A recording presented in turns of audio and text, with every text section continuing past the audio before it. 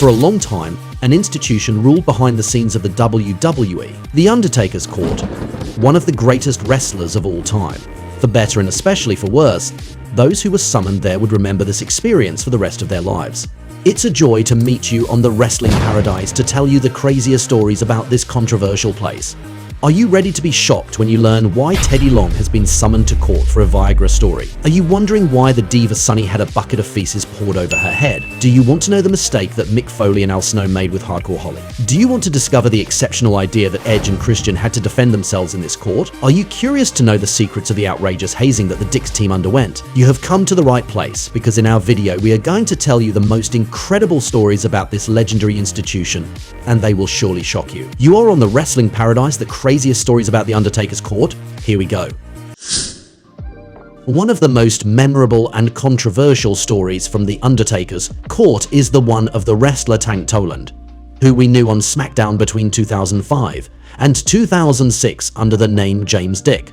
We can say that he learned in a rather traumatic way that you should never embarrass pro wrestling, and that it is a business where wrestlers are expected to be manly. Tank said that the dead man has always treated him well, and he describes him as an old school guy who put the young people who arrived in the business to the test to see if they had what it takes. At the time, Tank was forming a team with his partner Chad Wicks, with whom they had a stripper gimmick. One night, Chad went dancing with a real stripper to practice for their gimmicks, but Tank didn't join him because it was something that made him uncomfortable. Chad had the bad idea of filming himself when he danced with this stripper and showed the video to his colleague, who immediately told him not to show these images to anybody. But unfortunately, The Undertaker heard about it, who saw this video and was stunned when he discovered it. It earned them a summons to his court. First of all, the veterans reproached Tank for not giving everything to progress in his character, unlike his colleague. But when Tank said he didn't want to do it because it seemed gay to him, which he wasn't, the veterans bullied Chad by telling him to admit he was gay. After a while, Chad even started crying when he swore to them he wasn't gay, which pissed them off even more because in their eyes, wrestling is a business in which you don't cry. That day, the veterans forced Chad to do workout exercises in front of them, and according to Tank, The Undertaker encouraged hazing, what the dead man himself also lived to get into this business. It's a practice that doesn't only exist in wrestling, by the way. It's clear that this is an incident that Tank and Chad didn't appreciate. A story that shows that treating others well was a fundamental value in the eyes of The Undertaker and his comrades in court is one of the diva Sunny, who was in a lot of trouble since then. In the 90s, she was even one of the first to be summoned to the wrestler's court. Her colleagues didn't like the way Sunny treated Chris Candido, her boyfriend, knowing that she cheated on him with the Heartbreak Kid Shawn Michaels at that time, for example, or even with others. So they punished her by pouring a bucket full of dirt of all kinds on her head in the middle of a show. Apparently, earlier in the day they left the bucket in the locker room and no one was allowed to get close to it. It is easy to imagine that there was probably feces inside. In any case, considering all that Sunny did afterwards, this incident clearly wasn't a lesson for her. But I strongly advise you to stay until the end of the video to discover several stories even more incredible than this one.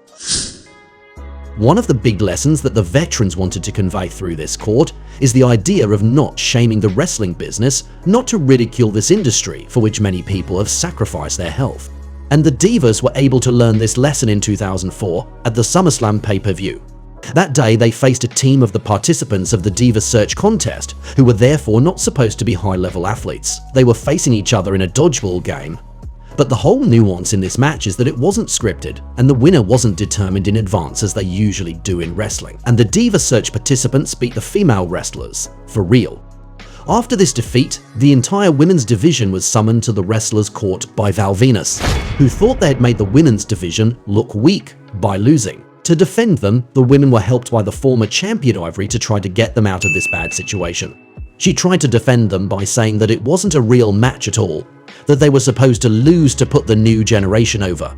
That day, Triple H exceptionally replaced The Undertaker as a judge and he declared the Divas guilty. However, they escaped any punishment because Ivory offered a gift certificate to the Cerebral Assassin to go to a Red Roof Inn hotel.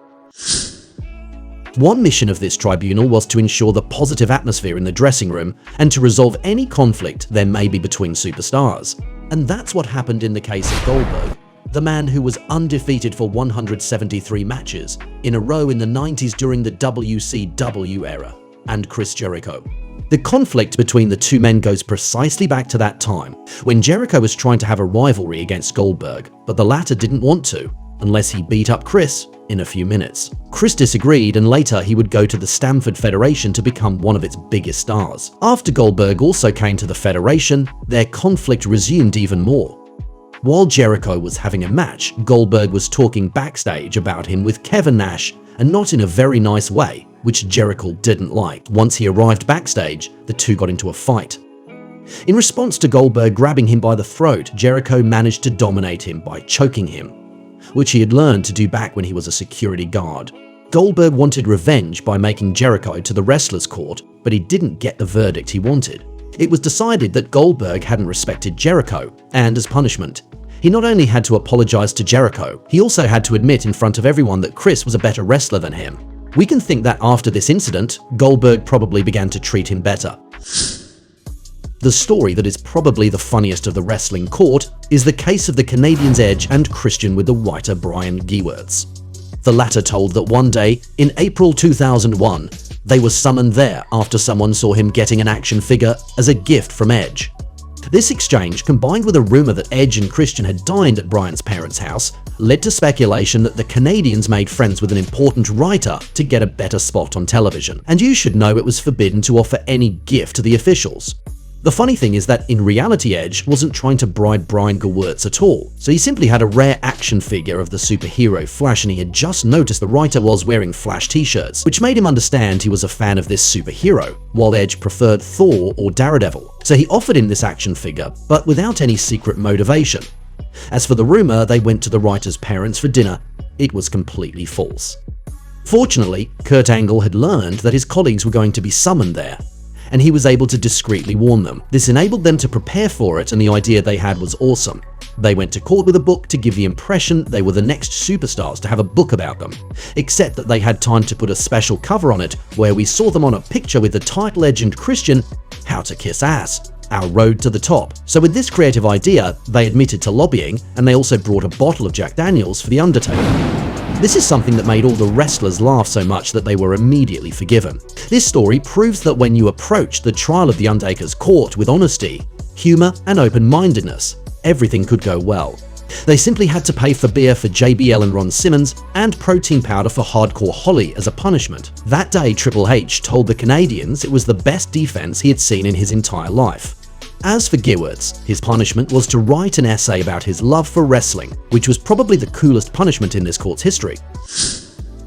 The day when the former SmackDown manager, Teddy Long, was summoned to the wrestlers' court was really significant, and the reasons behind it are absolutely hilarious. In fact, there are two stories that got Teddy in trouble, and you will see they are both related to money. The first simply concerns his stinginess, which he recognizes openly.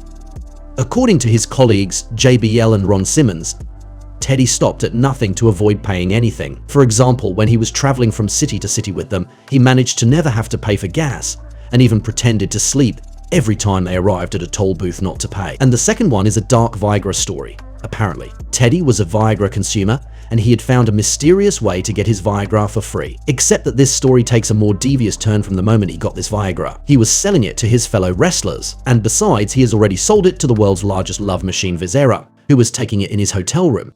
He was so shocked by the effect on him that he didn't think it was his penis. The fact is that it wasn't honest from Teddy Long. He was making money at his colleagues' expense for something he had for free, which was like taking them for fools. This earned him a summons to court, and the hilarious thing is that he defended himself by calling on a morality witness, and this person was none other than Mae Young, one of the oldest wrestlers. And we can say this wasn't Teddy's best idea, since Mae Young started her defense by claiming Teddy wasn't guilty of selling Niagara like Niagara Falls. Everyone in the room was laughing, but she didn't stop there. She said she didn't understand why wrestlers and their big penises needed Niagara. It was really a hilarious spectacle for all the wrestlers. And, unfortunately for Teddy, he didn't escape a punishment. He was forced to buy chicken and beers for The Undertaker, JBL, and a few others for a month. In wrestling, another lesson we learned from The Undertaker's court stories is that you shouldn't do stupid things, and what Mick Foley and El Snow did to Hardcore Holly, a veteran who was known for being a badass and who was one of the old ones with The Undertaker, is particularly funny. Mick Foley, who also had a reputation for being stingy like Teddy Long, and his colleague Al Snow tried to convince Holly one day to carpool for a trip they had to make to Houston. A good way to save money, and they would take the opportunity to stop at a fun fair on the road. Holly finally agreed to leave his rental car at the airport so Foley could pick him up and they could continue the rest of the ride together, except that there was a misunderstanding. Foley thought they would meet at the fun fair, not at the airport. So while Foley and Snow were having fun at the fun fair, Holly waited for hours for nothing, and in the end he had to rent his car again to go to Houston by himself. Since he was new to the business, Snow was terrified of being summoned to the wrestler's court, so he convinced Foley to negotiate with Holly, paying the cost of renting a car as well as 2 full days of travel expenses.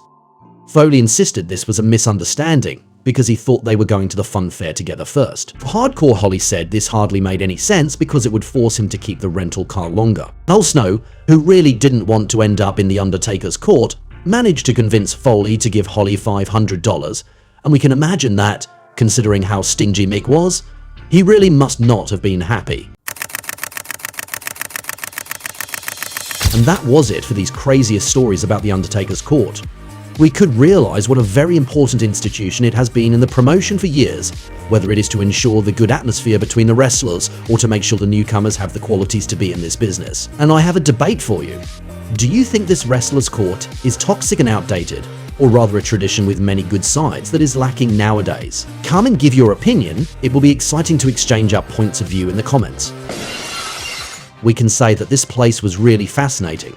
I hope you had a good time watching this video, and I invite you to stay on the paradise of wrestling to look at some other ones. See you right away. And that's the bottom line, 'cause Stone Cold said so. What?